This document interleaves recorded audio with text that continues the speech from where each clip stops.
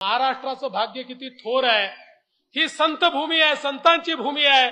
एकीकडे छत्रपती शिवरायांनी या ठिकाणी पराक्रमाने याला पराक्रमाची भूमी केलं, पण त्याच वेळी संतांनी याला संत भूमी म्हणून देखील या महाराष्ट्राचा गौरव केला। संत ज्ञानेश्वर, संत नामदेव, संत गोरोबा, संत एकनाथ, संत तुकाराम, संत सावता, संत चोखोबा, संत जनाबाई, संत कान्होपात्रा, मी यादी वाचत राहिलो तर ती यादी कधीच संपणार नाही। आणि या प्रत्येकाने आपल्याला जो काही विचार दिला त्यावेळी तर तो सुसंगत होताच, पण आज हजारो वर्षानंतर, शेकडो वर्षानंतरही तो विचार सुसंगत आहे।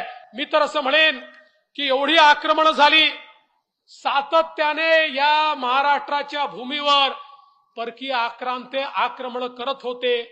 ही आक्रमण केवळ आमच्या संपत्तीवर नव्हती, ही आक्रमण आमच्या आस्थेवर होती, आमच्या धर्मावर होती, आमच्या विचारांवर होती, आमच्या संस्कृतीवर होती।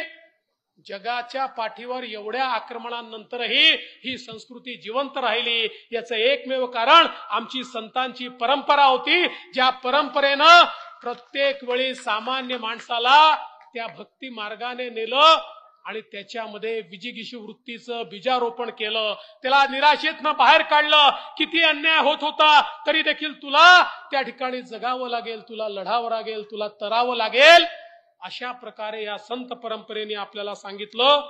आणि म्हणूनच आज खरं म्हणजे आपण पाहतो की एवढ्या मोठ्या प्रमाणात ही संत परंपरा आपल्याकडे आहे।